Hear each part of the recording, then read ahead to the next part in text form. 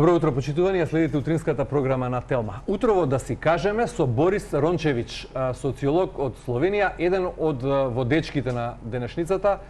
Имам чест и задоволство да го представам во студиото на Телма. Господин Рончевич, добро утро, добро дојдовте во Скопје и во Телма. Хвала што сте ме позвали у ваш студио. Какво е чувството да се биде во Македонија? Доаѓате често овде? Па јас сам ту свако година, барем еднапут, два пут. Изнимка била прошла година кад сам био на фудбалот у Америци. Значи nije bilo moguće, ali inače sam čest gost. Osobito u Skopju. Ви се допаѓа Македонија? Pa baš ono, puno mi se sviđa, zbog toga često i dolazim. Се менува нешто на подобро од едно доаѓање на друго или на полошо? Каков е вашиот впечат? Mislim, ja bi teško rekao da se nešto baš jako menja, barem za mene koji to posmatram od vani, jer ja onako u redu, bio sam tu prvi put možda prije 15 godina, ali često dolazim posljednje 3, možda 4 godine, da. I u 3-4 godine ne mogu reći da se baš za mene, koji posmatram to društvo samo onako po površini, da se nešto baš jako mijenjalo. А инфраструктурно, како изглед, како град, Скопје е многу повалкано од Љубљана, например. Ви пречи тоа? Mislim, ja sam tu, kako da kažem, imam neki bajas, jer meni se baš ne sviđaju veliki gradovi. Ja u Sloveniji živim u malom gradu, koji je jako sređen grad, ima 25.000 stanovnika i to je blizu mome srcu. Znači, ja volim veliki grad posjetiti, u njemu uživati, ali nakon nekoliko dana, kako da kažem, brišem kući. Da. Добро, ве најавив како еден од водечките социолози, иако сте млад на новото време, па би сакал на почетокот, ваша специјалност е и образованието, ќе зборуваме и за тоа во продолжение, меѓутоа на почеток би сакал да ја прашам како социолог, како би го опишале ова ново време во кое сите живееме днес? Ajmo, ako smijem odgovarati, malo kako drugi ljudi to vreme opisuju. Ljudi opisuju to vreme kao jako dramatično. I nama, koji naravno sada živimo u to vreme, čini se da je tako istina, ali da budemo iskreni, sva su vremena dramatična, svako vreme na svoj način. Vani sociologije dosta malo ljudi zna da je sociologija se rodila u 19. stoljeću kao krizna znanost. Znači, svet se mijenjao, stari se ovaj red koji je postojao, počeo, oni su mislili rušiti i oni su mislili da će se društvo srušiti. I zbog toga su bili neki onako ljudi koji su voljeli promatrati i analizirati društvo.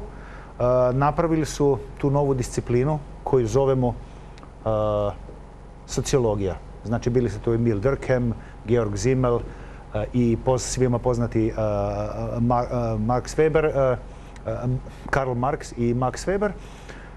I to je bilo to. Ali to što su oni posmatrali kao neku veliku krizu koja će uništiti društvo, iz toga prosmatranja rodila se, kao što sam već rekao, sociologija, to nije bilo ništa drugo, neko procesi koje danas poznamo pod geslima, znači modernizacija, industrializacija, urbanizacija, sekularizacija, globalizacija je više intenzivno došla kasnije.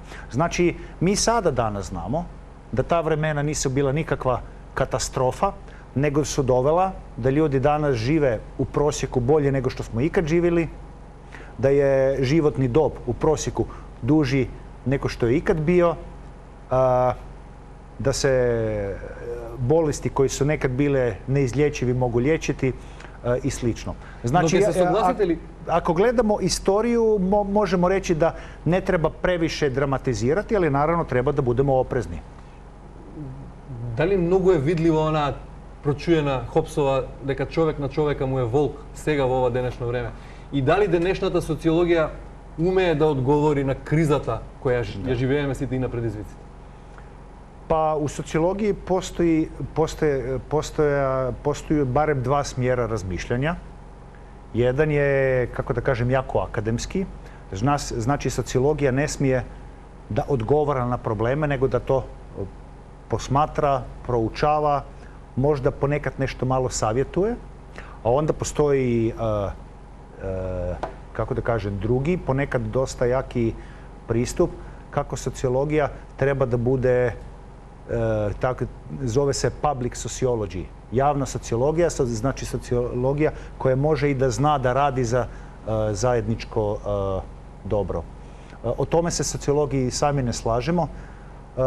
Ja mislim da treba da bude svačega. Treba imati i sociologiju kao nauku, koja je neutralna, koja promatra, ali naravno i sociologiju koja je aplikativna. С оглед на тоа што првото прашање ми го одговоривте гледано и анализирано низ историски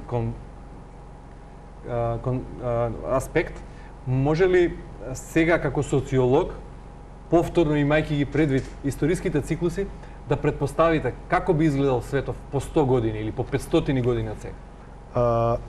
Ja na takva pitanja ne volim odgovarati, jer se može jako brzo desiti dvije stvari. Prvo, da nešto što postoji ne vidiš. Na primjer, u 90. godinama bilo je puno knjiga, na primjer Jeremy Rifkin, The End of Work, ili onda neka poznata knjiga koja se zove Traps of Globalization, gdje su na veliko pričali kako će zapadno društvo zbog tehnologije postati, ne znam, trećinsko društvo ili petinsko društvo, što je značilo da će zbog tehnologije skoro svi biti bez posla. I bit će jako siromaštvo i slično, a nisu tada ni pomislili, iako smo već imali jake indikacije, na nešto što je danas u zapadnom svetu, u Europi i u Makedoniji najveći problem, a to je demografija. Znači sada se nama dešava nešto drugo. Ne da imamo 80% ljudi bez posla, nego da nemamo ljudi koji bi se primili posla. Nema radnika na nikakvom nivou. Nema dosta profesora, nema dosta ljekara i nema dosta radnika koji će raditi u građevinarstvu ili u tvornici.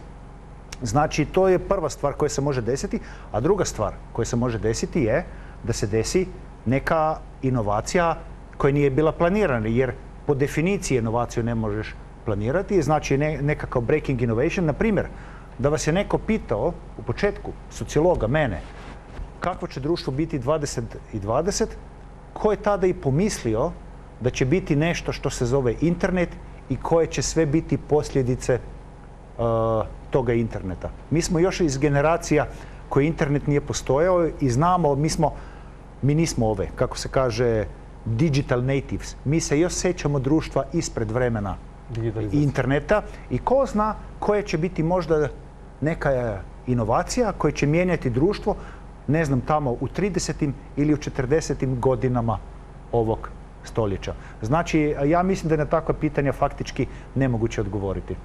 Добро, нема да одговараме на хипотетички прашања како би изгледал светот по 100 години, меѓутоа факт е дека освен ова што го спомнавте како демографски проблем, светот денеска се соочува од социолошки аспект погледнато и со делбата како феномен. Се повеќе се делиме на порасна основа црни, бели, жолти, се делиме на левичари, десничари, се делиме на христијани, муслимани. Која поделба според вас е најголема закана во перспектива од овие поделби и зошто социологијата не може да даде одговор на овие делби како предизвик? Да најде како да се решат, да се намалат тие поделби во општеството по секој основ? Po mom mišljenju i promatranju podelbe su uvek postojale. Jake podele. Mi možda, ne možda, sigurno puno više o tome pričamo. Imaju, naravno, puno medija. Većina tih medija je onako besplatna. Možeš ideti pa ih čitati i gledati besplatno. Znači, ljudi imaju dostup do informacija, do debata. Sada imaš i social networks u kojima svako može napisati svoje mišljenje koje u principu može čitati cijeli svijet. Cijeli svijet. Znači, ja sam jakog mišljenja da samo puno više percipiramo ove podjele. To je ta bitna razlika. I ja bih htio podudariti, mislim, u sociologiji ima jedna smjer koja je dosta recentna.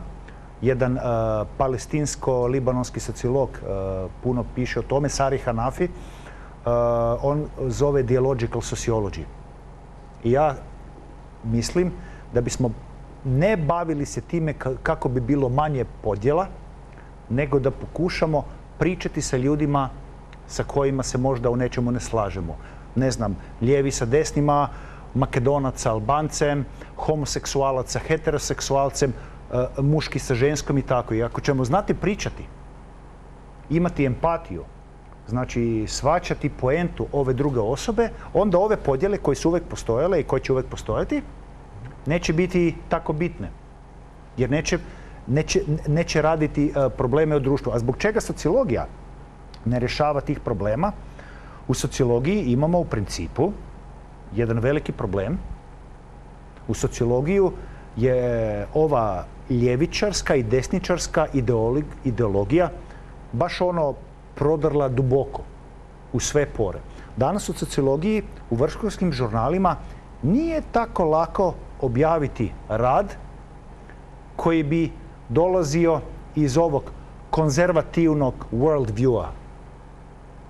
Sociologija je vrlo progresivna, vrlo woke i po mom mišljenju sociologija, barim jedan ne tako mali dio sociologije, je u stvari dio problema, a trebao bi da bude dio rješenja. Da li според вас, ако социологот може да се смета за еден вид на лекар, доктор на модерното општество, каква диагноза би му дале на модерното општество денес? Дали е друштвото денес болно? Ja mislim da nije društvo ništa bolesnije nego što je uvek bilo ili kako što će biti. Naravno imamo, tu su neki ciklusi, imamo neke grozne stvari, kao što je, na primjer, ne znam, bio period nacizma u 30-im, u 40-im, gdje su se radile grozne stvari, ili možda period stalinizma i nakon toga. Imali smo u Jugoslaviji ove priče. Desila se grozne stvari, na primjer, u Ruandi u 90-im i tako, i tako. Ali... Денес се случуваат грозни ствари во Украина, на Блискиот исток, во Газа. Ne samo to. Mi ne čitamo o stvarima koje se još uvijek, na primjer, dešavaju u Sudanu ili u Južnom Sudanu. Ili vo Jemen. Ili u Jemnu, ili u Mjanmaru i tako. Da. I pokraj toga не е болно општеството денес? Rekao sam da nije ništa više manje nego što je bilo i što će biti. Ja ne bi ni rekao bolno, jer to bi pretpostavljalo da postoji neko društvo koje je idealno, u kome se ove stvari neće dešavati. Ja mislim da u toj situaciji, ne predstavljam se tu situaciju, iako bi želio da bude takva situacija. I u sociologiji imamo ponekad nekakve takve eshatološke teorije, koncepte o nekakvom dobrom društvu, na primjer neko buduće komunističko društvo, što je iz ove marksističke sociologije proizašlo. Ali da, ja ne volim da upotrebljavam reč bolesno. To nekako mi ne ide u ovaj moj sociološki koncept. Dobro, како би требало денеска според вас да изгледа една успешна држава? Дали може би вашата Словенија е модел, идеал за успешна држава денес? Ja mislim da idealne države naravno nema. I nije je nikad bilo. Pa ne idealna, uspešna. Država bi trebala brinuti o tome da populacija koja tamo živi dobro živi. I u tome smo jako, jako različito uspješni. Sada, čime možeš to napraviti, to u stvari zavisi od kulture. Na primjer, ako pogledamo Skandinaviju, jednakost žena, prihoda, svi imaju mogućnost ići u obrazovanje, dostupnost do ljekara i tako i slično. Ne znam, za nekoga u nekoj islamskoj državi ta je ideja grozna. Kako mogu da žene bude jednake muškarcima? Za njih bi to bilo urušavanje nekog, u njihovoj percepciji, savršenog poreda. Tako je, da. U redu, ali mi živimo u europskoj civilizaciji. Ja mislim da treba imati nekakvu, kako da kažem, kombinaciju meritokratskog društva u kojem čovjek može napredovati, znači na osnovu svojih kompetencija, rezultata i slično. Ali uz to treba naravno imati kvalitetan sistem socijalne politike koji može onima koji ne mogu pomoći da baš ne žive u siromaštvu, ili naravno može se i desiti da u nekom periodu zbog svojih okolina ili zbog društvenih okolina trebaš malo više pomoći. Tome je dosta blizu su došla ova skandinavska društva. Na primjer, na Danskoj su imali vrlo jak pristup, oni su to zvali flexicurity. Znači, na Danskoj je tržište rada jako liberalno. Na Danskoj, socijalno-demokratskoj državi, jako je liberalno tržište rada. Tamo je dosta lako, puno lakše nego na primjer u Sloveniji, otkazati radniku ako firma tog radnika više ne treba. Znači, firme se mogu prilagođavati, ti možeš sa time da si kvalitetan, da imaš dobru rolu na tržištu rada u firmi i slično, ali ova osoba koja izgubi posao ne padne na asfalt iz 30. sprata, nego je dočeka ova mreža. A to je dobro za tu osobu, jer zna da nije sama, a to je dobro i za društvo. Jer ova osoba koju ova mreža, safety net, social safety net, dočeka, u mogućnosti je da odmah uđe u radni odnos, pošto nije izolirana u tom socijalnom smislu. Znači nije, na engleskom se kaže excluded, ne znam kako je to na srpskom ili makedonskom. Isključena. Isključena, da. Не ми одговоривте прецизно на прашањето дали Словенија според вас е успешна држава, дали ја перцепирате како таква. Меѓутоа, еве ќе ви направам и дополнително прашање. Факт е и никој не негира дека иако живеевме во една заедничка држава, Словенија денеска по многу параметри е понапредна од Македонија. Зошто е тоа така? Како би го објасниле тој феномен? До пред 34 години живеевме во една заедничка држава. Дали сме помалку вредни? Дали сме помрзливи од македонците, ние македонците од вас словенците? Или станува збор за нешто друго? Мислим, Словенија е реално, реално е успешна, ali nije baš ono, kako da kažem, jako uspješna država po mnogim tim međunarodnim komparacijama. Slovenija se obično na tim svjetskim ljestvicama, ne znam, Human Development Index i slično, uvrštava tamo negde oko 30. mjesta na svijetu.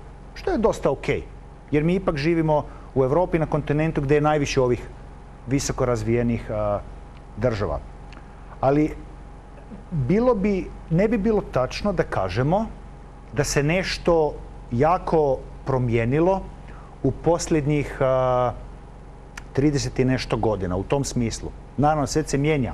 Ali, ako ćete čitati knjige koje pišu ekonomski historičari, u ono vrijeme, kad se napravila, prvi bila ovo Kraljevina Srba, Hrvata i Slovenaca, što je onda bila Kraljevina Jugoslavije i slično, kad je tada Slovenija ušla u tu zajedničku državu, znači GDP ratio između najrazvijenijih dela, koji je bio Slovenija, i najmanje razvijenog dela, bilo je u principu 1:3. I kada je, koliko, oko 70 godina nakon toga, Jugoslavija raspala, ovaj ratio je još uvijek bio tamo negdje. Меѓутоа, сега е GDP-то поголема разлика. Например, од Словенија во Македонија.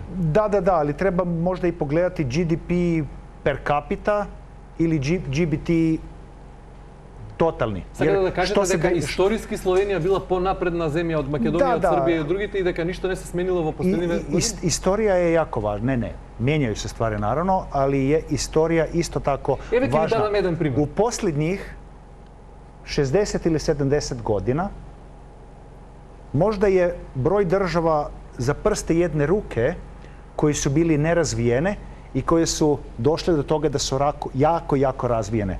To je Irska, onda su to 4 ova azijska tigra, Singapur, Hong Kong, Tajwan i Južna Koreja. Južna Koreja malo ljudi zna, jer se time ne bave, da je u 60. godinama po GDP-u i sličnim stvarima bila na nivou Gane.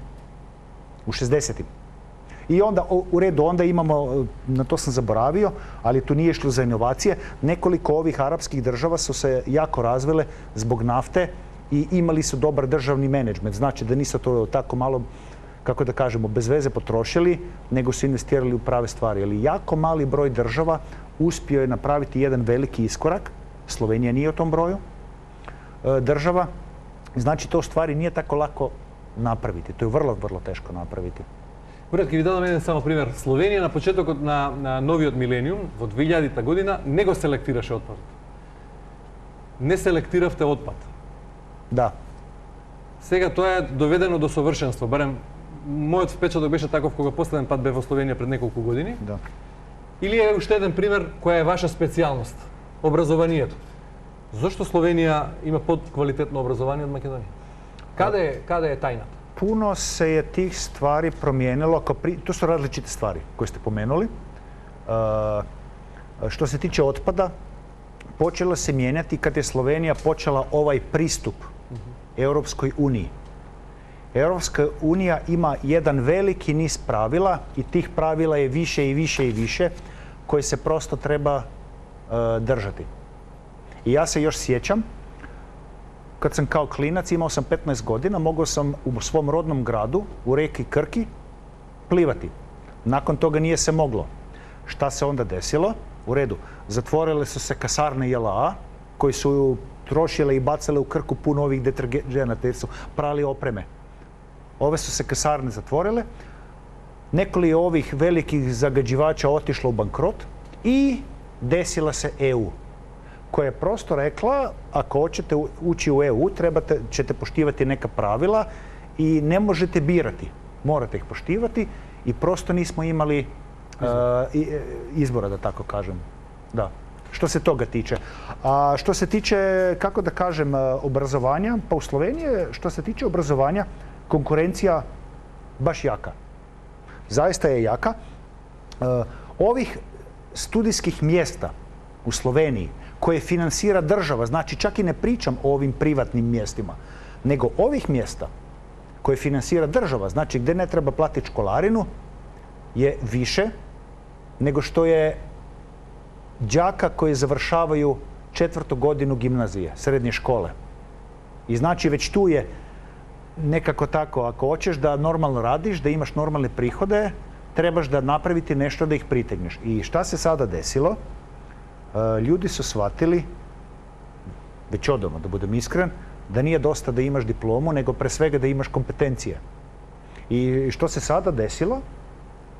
Na primjer, kad sam ja studirao, ja se sećam, mi smo se bojali smo se gospođa u referadu, bojali smo se profesora, bojali smo se asistenta, svega.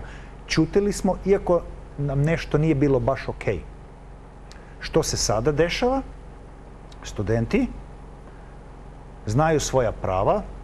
U redu, ima i studenata koji hvataju krivine, kao i svugdje, u svim obzirima života, ali oni traže da to što oni plaćaju ili što za njih plaća država, a u stvari preko poreza njihovi roditelji, oni traže da dobiju nešto što trebaju. To su kompetencije. I u tom smislu ja sam promatrao na jednom univerzitetu te stvari gdje sam učio prošlu godinu, imao sam 4 ova predmeta, 4 modula, a tamo studenti baš plaćaju veliku školarinu i odnos je dosta sličan. Znači, dolazi, zna zbog čega dolazi, zna da to neko plaća i očekuje tu uslugu. Ne diplomu kao takvu, nego nekakav dobar servis. Kao što i vi očekujete, možda nije baš idealan primjer, ako odete kod automehaničara koji ćete platiti, vi očekujete da će on korektno obaviti svoj posao. Колку правни факултети има во Словенија, финансирани од државата? 3. Само 3. Ali ja ne radim ni na jednom od tih pravnih fakulteta. Само за споредба во Македонија имаме преку 15. Компетенција, или? Добро. Зошто Словенија е атрактивна и за македонските студенти? Pa ja mislim da je više razloga. Prvo, Slovenija je Makedoniji dosta blizu zbog istorijskih, kulturalnih, pa i jezičnih razloga. Naravno, mi imamo različite jezike koji su dosta različite, ali čak i ja sada, kad nisam nikad učio makedonski, zbog srpskog mogu, 80%. Me razbirate sve što me prašam. Ne razbiram, nego razumijem. Znate što hoću da kažem. Znači, možemo iskomunicirati, ali što je važnije, pošto je to ista jezična grupa, makedonski studenti, pa i srpski naravno, i hrvatski, i bosanski, i crnogorski, koji dođu u Sloveniju, dosta brzo i dosta lako nauče jezik. Mi imamo i studente iz drugih država, ne znam, Indija ili bilo šta, ili dolaze nam studenti iz Afrike, imali smo čak iz Maldiva i slično. Iz bivše države, naravno, dosta brže nauče slovenski jezik. Lakše im je studirati, lakše im je raditi i slično. Ne trebamo zaboraviti ni to, na engleskom se kaže grass is always greener on the other side. I meni je uvijek bilo jasno zanimljivo ići na Erasmus u neku drugu državu, ići na ovo obrazovanje, ono obrazovanje i tako. Ako si onako zainteresovan za stvari, ako promatraš svijet, naravno da ti je zanimljivo da ideš tu, da ideš tamo. Što je važno? Mladi ljudi razmišljaju i o tome šta će raditi nakon studija. A u Sloveniji je tržište rada tako da u stvari trebamo mi radnike na svim nivoima. U Sloveniji sada imamo, u stvari nikad nismo imali manje ljudi na Zavodu za zapošljavanje od kako smo samostalni nego što je sada. I svaki mjesec ih je manje. U Sloveniji, kad smo mi bili samostalni, kad je raspala bivša država, tada je u Sloveniji bilo, čini mi se, 1.930.000 stanovnika, nešto tako. Sada, nakon 30 i nešto godina, u Sloveniji živi 200.000 ljudi više, a ne manje. Slovenija je jedina država koja je nastala na teritoriju bivše države, koja sada nakon 3 desetljeća i više ima više stanovnika nego što ih je imala tada. Znači, vi nemate ni demografski problem? Pa imamo ga i mi imamo demografski problem koji čak ni ova migracija ne uspije sasvim regulirati, pošto ekonomija raste. Na primjer, u mom gradu sada ima 25.000 stanovnika. To je samo u nekoliko godina poraslo za nekoliko hiljada i ima više radnih mjesta nego što ima stanovnika.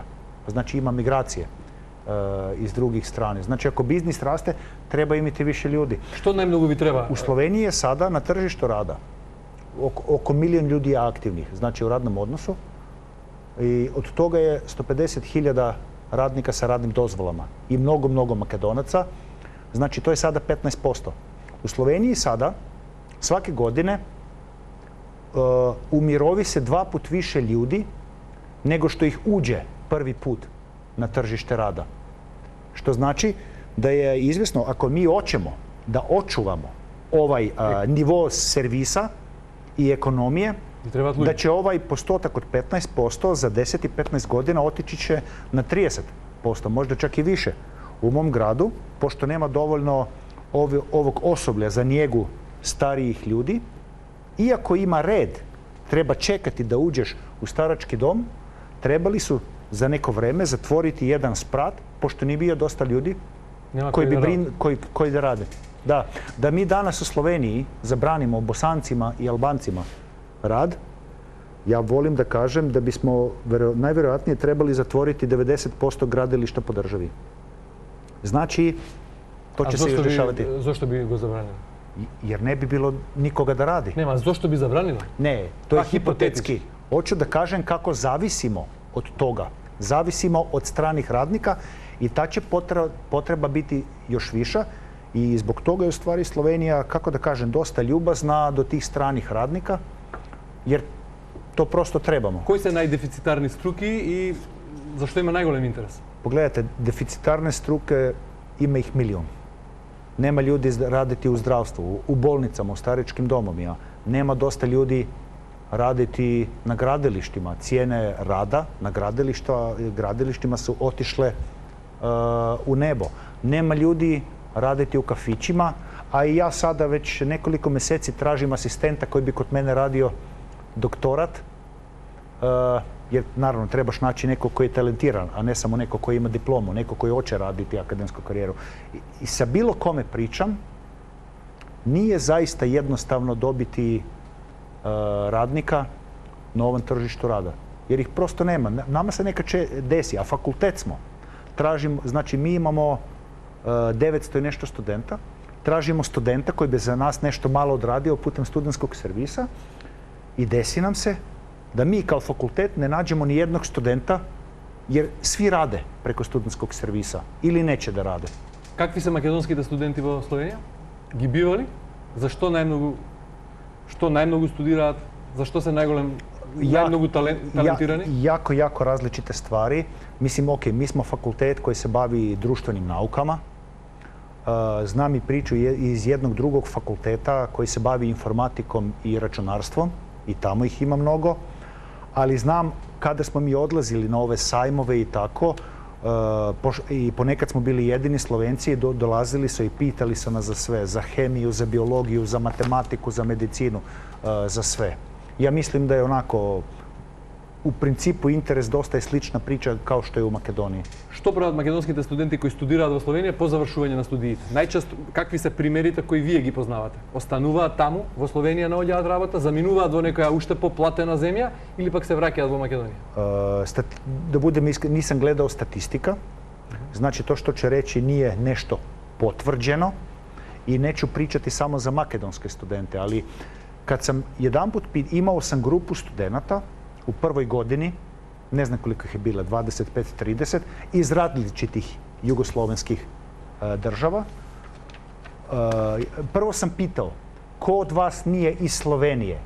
I puno je ruku išlo gore, možda 80%, jer je bilo to u Ljubljani gdje više odlaze ovi naši stranci nego u Novu Goricu. I držali su tako ruku gore.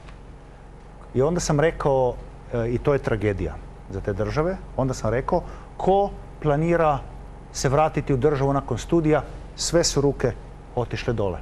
Znači, to je samo jedna anegdota, možda se i to dešava, možda se mijenja situacija kroz godine, ali jako je veliki interes ili za ostati u Sloveniju, ili možda čak otići iz Slovenije u Italiju, Austriju, Njemačku. Затоа за нас е сега најголем предизвик како да ги вратиме талентираните студенти кои студираат кај вас, да си ги вратиме дома.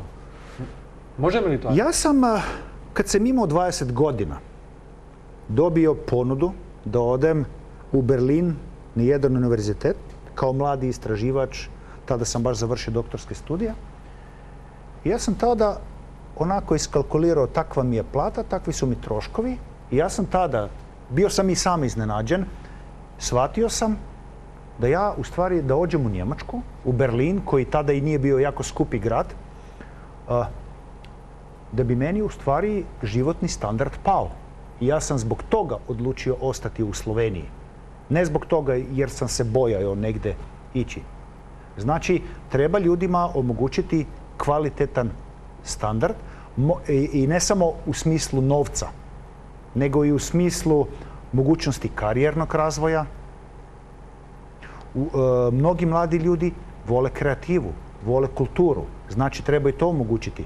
Oni hoće da imaju dobru školu za svoju djecu koju planiraju imati ili koju imaju. Hoće da žive u bezbednoj okolini i slično. Znači, ima puno tih malih stvari, malih i velikih, koje mogu da se naprave. Ne zaboraviti na to što sam rekao, da ima dobro kazalište, opera, sportski tereni i slično. Ja sam čitao nešto literature u Americi, gdje, na primjer, imaš super firmu, ali je, ne znam, negde Deep South, gdje se baš i puno ne dešava. I jako im je teško privući ljude čak i za višu platu uz niže poreze, pošto, znate, oni idu na internet pa istraže pa vide, aha, nema najkvalitetnijih škola, nema to, nema ono. I umjesto toga vole da ostane u nekoj okolini gdje je manje toga.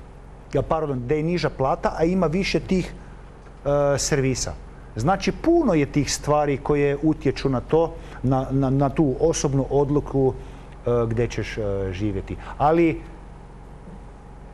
kako da kažem, može se napraviti, ali nije naravno jednostavno, pošto živimo u otvorenom svijetu gdje nije teško putovati, gdje i u zapadnim, razvijenim, bogatim državama imaju jake demografske probleme, znači puno je lakše dobiti vizu, dozvolu, nego je to možda bilo pre 30 godina gdje su trebali manje radnika.